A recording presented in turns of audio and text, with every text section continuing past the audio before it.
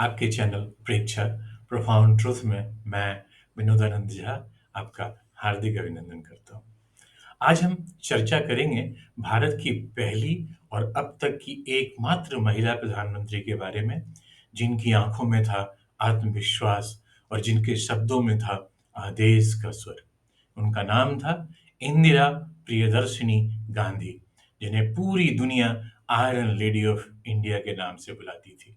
वह निडर थीं, दृढ़ थीं, पर क्या हर लौह स्त्री की चमक सिर्फ विजय से आती है, या कभी-कभी वही कठोरता, वही जिद पतन की ओर भी ले जाती है? इंदिरा प्रियदर्शिनी का जन्म 19 नवंबर 1917 को इलाहाबाद में हुआ। ठीक उसी दिन जिस दिन 1828 में वाराणसी में मणिकर्णिका यानी वीरांगना रानी लक्ष्मीबाई का जन्म हुआ था। इंदिरा ने बचपन से ही आजादी के आंदोलन, जेल, संघर्ष और स्वाधीनता सेनानियों का बलिदान देखा था। उन्होंने 1938 में कांग्रेस पार्टी की सदस्यता ग्रहण की और स्वाधीनता संग्राम में हिस्सा लिया। उनके बचपन में नेहरू जी अधिकांशतः जेल में होते थे और इंदिरा को हर हफ्ते चिट्ठियां लिखते थे। वही चिट्ठियां बाद में किताब बनी, letters from a father to his daughter.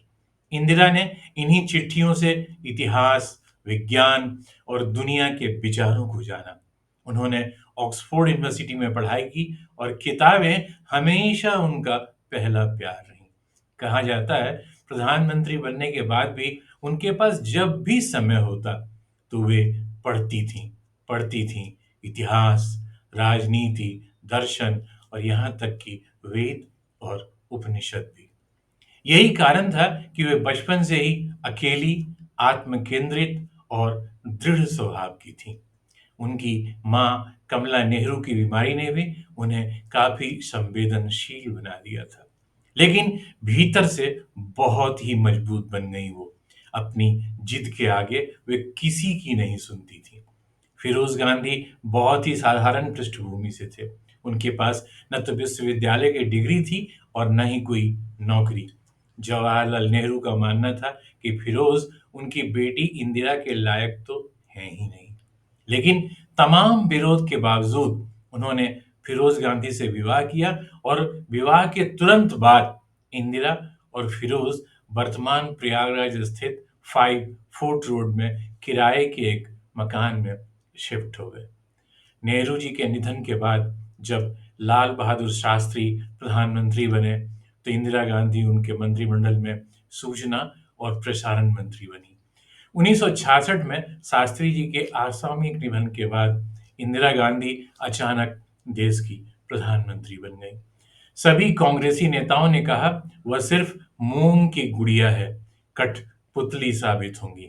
लेकिन इंदिरा ने यह साबित कर दिया कि वे न तो मोम की गुड़िया हैं और न ही किसी की कठपुतली, बल्कि एक लौह महिला हैं। प्रधानमंत्री बनने के बाद उन्होंने जो फैसले लिए वे ऐतिहासिक थे। उन्होंने रियासतों के नवाबों और राजाओं को मिलने वाले विशेष भत्ते, प्रिवी पर्स को खत्म कर दिया और कहा देश में सभी एक समान है, कोई विशेष नहीं है।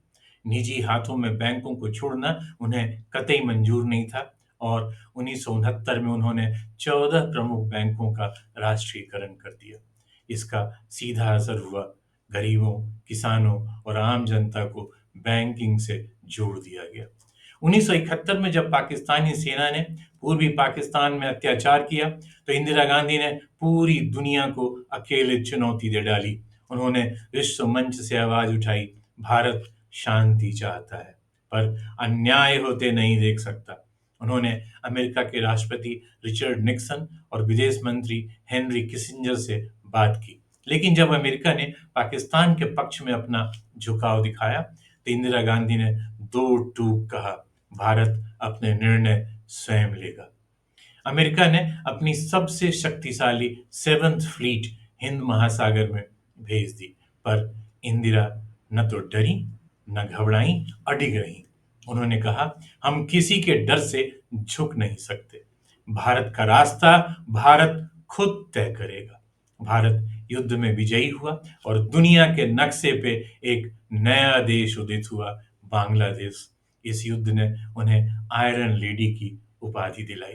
उस समय अटल बिहारी वाजपेयी जी ने कहा था, आज इंदिरा गांधी दुर्गा देवी बन गई हैं। वो भारत की बेटी थी, पर उनकी सोच अंतर्राष्ट्रीय थी। उनका आत्मविश्वास इतना अडिग था कि दुनिया की सारी महाशक्तियां भी उनके आगे झुक जाए।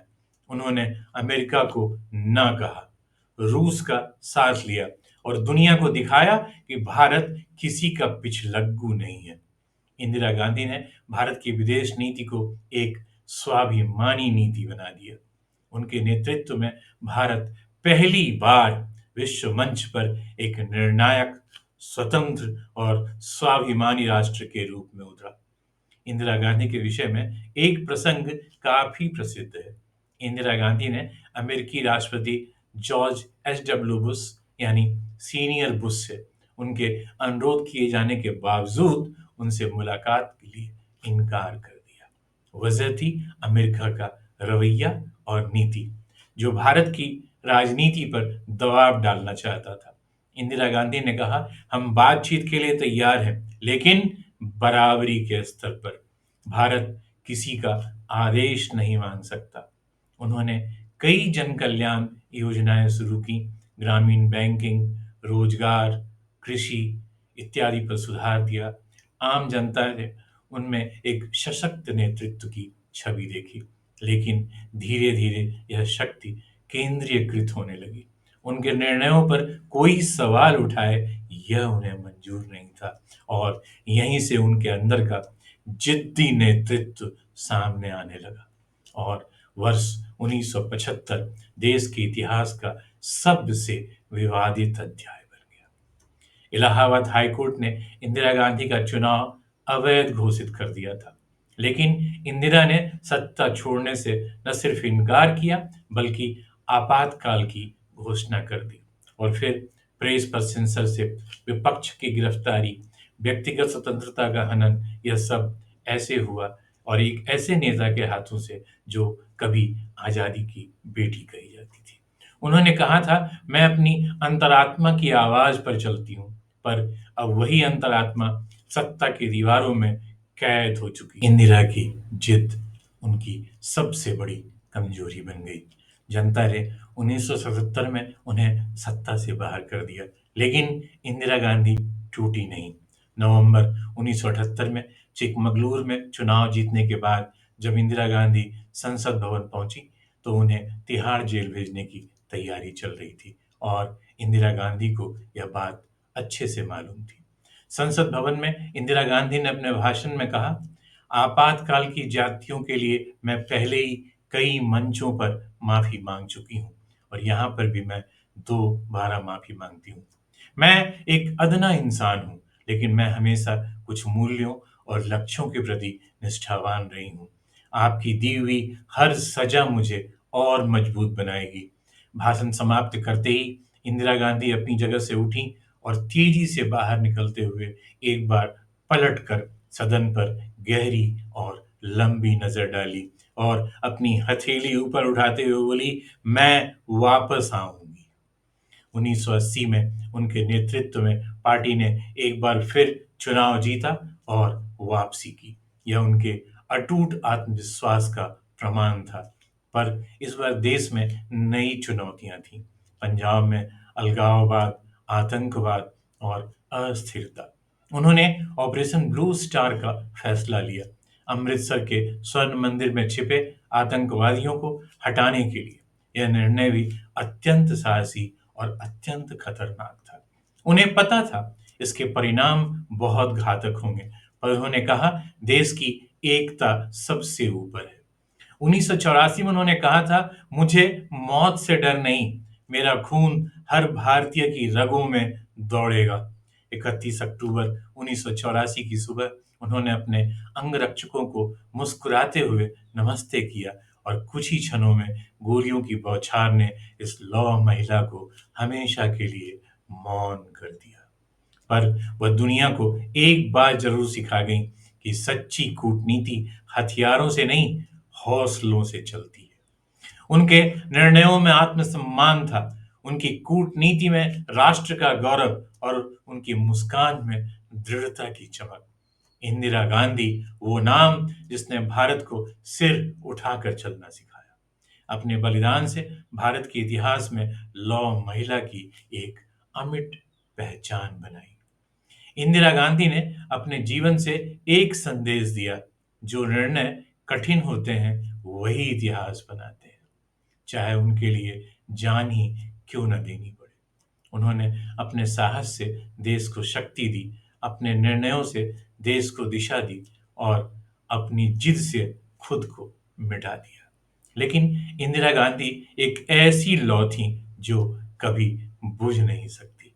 मित्रों, अगर आपको ये वीडियो पसंद आया हो तो लाइक ज़रूर करें, शेयर करें और ऐसे ही प्रेरणादायक कंटेंट के लिए सब्सक्राइब करें विकसित भारत 2050 पर आपके परीक्षा चैनल को। अगली कड़ी में हम चर्चा करेंगे भारतीय संस्कृति के अनमोल धरोहर और अन्य प्रेरक प्रसंगों के बारे में। तब तक के लिए आपका बहुत बहुत धन्यवाद। जय हिंद।